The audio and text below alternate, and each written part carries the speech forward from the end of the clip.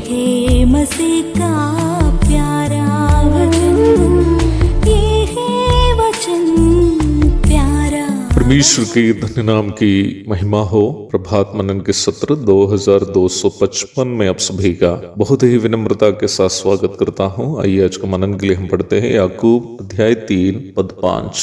वैसे ही जीभ भी एक छोटा सा अंग है और वह बड़ी बड़ी डींगे मारती है। देखो थोड़ी सी आग से कितने बड़े वन में आग लग जाती है। मनुष्य शरीर के इंद्रियों को वश में रखना आत्मिक परिपक्वता के लिए अनिवार्य है। It is necessary to keep the sense organs of human body under control for spiritual maturity. अपने इंद्रियों को जो अपने नियंत्रण में रखना नहीं जानता, नहीं तो जिसके पास इंद्रियों को नियंत्रण में रखने की क्षमता नहीं है, वह वचनानुसार भी एक परिपक्व इंसान नहीं है। मनुष्य शरीर में 5 इंद्रिय है। जीभ उसमें से एक है। अन्य 4 इंद्रिय क्रमशः आंख, नाक, कान, त्वचा इत्यादि है। पौराणिक जमाने के दर्शन शास्त्री लोग भी ये बात समझते थे कि अपने इंद्रियों को अपने नियंत्रण में रखना परिपक्वता के चिन्ह है। तथा कथित साधु संत लोग अपने शरीर को ताड़ना देते हुए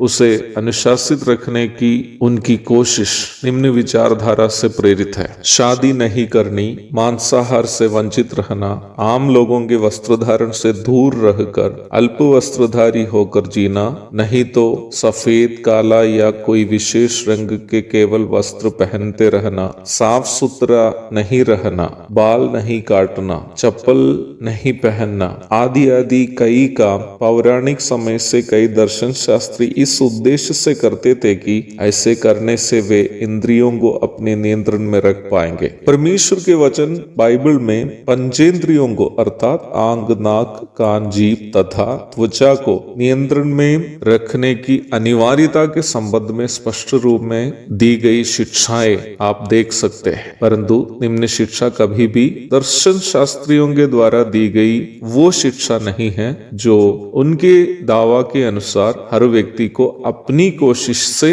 प्राप्त करनी है या कर सकता है। बाइबल में दी गई इंद्रियों को नियंत्रण में रखने की क्षमता उद्धार प्राप्त लोगों को पवित्र आत्मा से मिलने वाली क्षमता है। नहीं तो हम उसे इस प्रकार भी कह सकते हैं कि वो क्षमता उद्धार प्राप्त लोग परमेश्वर के अनुग्रह से पवित्र आत्मा से प्राप्त करने वाली क्षमता है। याकूब की पत्री के इस अध्याय में पंचेंद्रियों में से एक जीभ को नियंत्रण में रखने की अनिवार्यता के बारे में सिखा रहा है। जीभ को नियंत्रण में रखने की एक अनिवार्यता यह है कि ये बड़ी बड़ी डींग मारने वाला एक अंग है। डींग मारने का अर्थ आत्म प्रशंसा करना अथवा बोस्टिंग है। प्राथमिक रूप में अपने सफलताओं या योग्यताओं या क्षमताओं में या उपलब्धियों पर स्वयं प्रशंसा करने का स्वभाव को डींग मारना कह सकते हैं। परंतु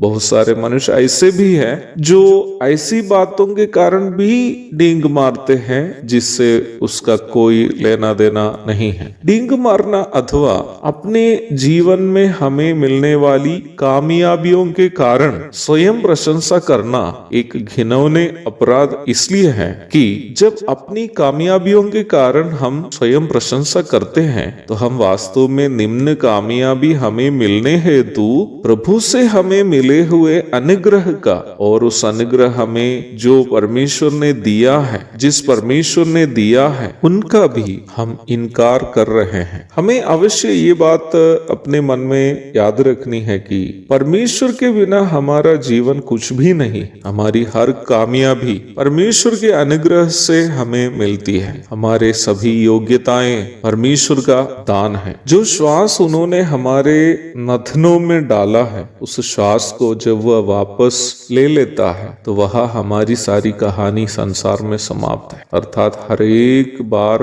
हम जब डींग मारता है तो हम परमेश्वर के अस्तित्व और हम पर किया गया अनुग्रह का इनकार कर रहे हैं, जिससे अपनी जीभ को बचा कर रखना हमारे लिए अनिवार्य है। एक और शुभ दिन की धन्य कामनाओं के साथ आज का मनन मैं यहाँ समाप्त करता हूँ। प्रभु आप सबको आशीष दे। आमीन।